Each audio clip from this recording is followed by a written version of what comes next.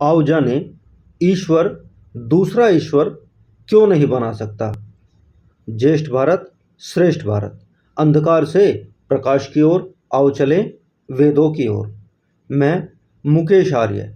श्रेष्ठ भारत में आज का विषय है ईश्वर दूसरा ईश्वर क्यों नहीं बना सकता। अर्थात जब ईश्वर सर्वशक्तिमान है तो वह अपने जैसा दूसरा ईश्वर क्यों नहीं बना सकता।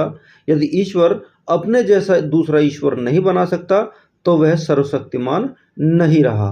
अवतारवाद पर विश्वास रखने वाले कुछ विद्वानों के प्रश्न हैं कि यदि ईश्वर अवतार नहीं लेता तो वह सर्वशक्तिमान कैसे माना जाएगा। जब ईश्वर होकर अवतार भी नहीं ले सकता तो सर्वशक्तिमान रहा कहाँ। सर्वशक्तिमान तो वही है जो सब कुछ कर सकता है।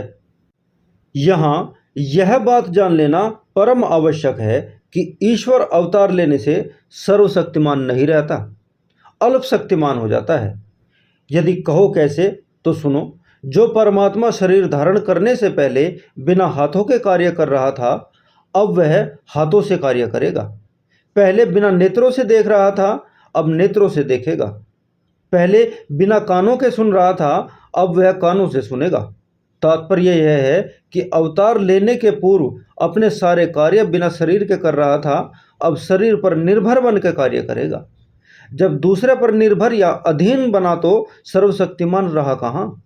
जैसे अल्पज्ञ जीवात्मा अपने काम करने में शरीर पर निर्भर है, वैसे ही परमात्मा भी शरीर पर निर्भर बन गया। फिर मनुष्य और ईश्वर में अंतर कैसे रहा। अंतर क्या रहा मनुष्य और ईश्वर में। जैसे मनुष्य को भूख प्यास सर्दी गर्मी सताती है, वैसे ही शरीरधारी परमात्मा को भी सताएगी। जैसे राग द्वेष ज्वर पीड़ा आदि मनुष्य को होते हैं, वैसे ही ईश्वर में भी होंगे। यही सबसे बड़ा दोष ईश्वर में अवतार लेने के बाद हो जाएगा। वह पराधीन हो जाता है, स्वाधीन रहता ही नहीं। कहीं उसे भोजन की आवश्यकता होती है तो कहीं उसे वस्त्रों की आवश्यकता होती है और कहीं रहने के लिए स्थान की आवश्यकता होती है। समस्त काम अपनी शक्ति से करने वाला जब शरीर की सहायता से काम करने लगे तो वह सर्वशक्तिमान माना ही कैसे जाएगा। यदि एक मनुष्य दूसरे को अपने नेत्रों की आकर्षण शक्ति से बेहोश कर देता है और दूसरा मनुष्य दवा खिलाकर बेहोश करता है, अब बताओ दोनों में ताकतवर कौन है। ताकतवर तो वह है जो नेत्रों की शक्ति से बेहोश करता है। क्यों?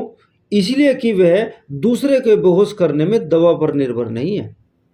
अब तुम अच्छी तरह से समझ गए होगे, ईश्वर सर्वशक्तिमान तभी हो सकता है जब वह अवतार धारण न करे। तुम्हारा जो यह विचार कि सर्वशक्तिमान सब कुछ कर सकता है, सिवाय भ्रांति के और कुछ है ही नहीं। सर्वशक्तिमान शब्द का अर्थ तो यह है कि उसमें सर्वशक्तियां हैं। वह संसार के सूक्ष्म से सूक्ष्म पदार्थ को मिला सकता है और पृथक कर सकता है। समस्त जीवों को कर्मानुसार फल दे सकता है। सृष्टि की उत्पत्ति स्थिति और प्रलय कर सकता है और उसको नियम में चला सकता है। तात्पर्य यह है कि परमात्मा अपने काम करने में दूसरों के सहारे नहीं रहता। यही ईश्वर की सर्वशक्तिमत्ता है। सर्वशक्तिमान का यह अर्थ कभी नहीं हो सकता कि वह असंभव को संभव कर सके। अब यह प्रश्न हो सकता है कि क्या ईश्वर असंभव को संभव नहीं कर सकता। यदि नहीं कर सकता तो वह ईश्वर ही नहीं है। इस प्रश्न का उत्तर यह हो सकता है, अर्थात इस प्रश्न का एक सटीक उत्तर जो है वो इस प्रकार है। असंभव को असंभव न करना, असंभव को संभव न करना, नियम को अनियम न करना ही ईश्वर की ईश्वरता है। अर्थात यदि तुम समझते हो कि ईश्वर असंभव को संभव कर सकता है तो मैं पूछता हूं, बताओ ईश्वर अपने को नष्ट कर सकता है। ईश्वर अपने समान दूसरा ईश्वर बना सकता है। अब आप कहोगे ईश्वर अपने को चाहे नष्ट न करे पर अपने समान दूसरा ईश्वर अवश्य बना सकता है, जबकि वह सर्वशक्तिमान है। लेकिन यहाँ यह कहना परम आवश्यक हो जाता है कि ईश्वर अपने समान दूसरा ईश्वर नहीं बना सकता। आप कहेंगे कैसे और क्यों? तो सुनो। कल्पना करो, आज ईश्वर ने दूसरा ईश्वर बना लिया। अब विचारना यह है कि क्या बना हुआ ईश्वर ईश्वर के समान हो गया? कदापि नहीं। तुम कहोगे क्यों नहीं हुआ? इसलिए नहीं हुआ कि एक ईश्वर तो पुराना रहा, दूसरा नया हो गया। एक अनादि रहा, दूसरा आदि हो गया। दूसरे शब्दों में, यह नया बना हुआ ईश्वर है, दूसरा बिना बना हुआ अर्थात आदि ईश्वर है।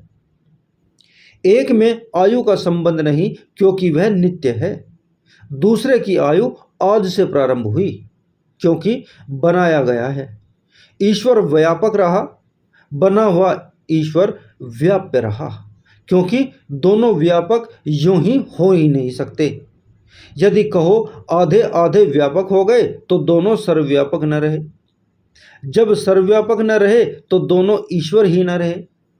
अतः सर्वशक्तिमान का अर्थ यह नहीं कि ईश्वर सब कुछ कर सकता है। ईश्वर वही कर सकता है जो ईश्वर को करना चाहिए। ईश्वर अपने जैसा दूसरा ईश्वर नहीं बना सकता। ईश्वर असंभव को संभव नहीं कर सकता, क्योंकि ईश्वर सर्वव्यापक है, ईश्वर अनादि है, ईश्वर सर्वशक्तिमान है। ईश्वर के नियम जो हैं, ईश्वर अपने नियम पर चलता है। ईश्वर अपने बनाए हुए नियम को नहीं तोड़ सकता, क्योंकि ईश्वर नियामक है।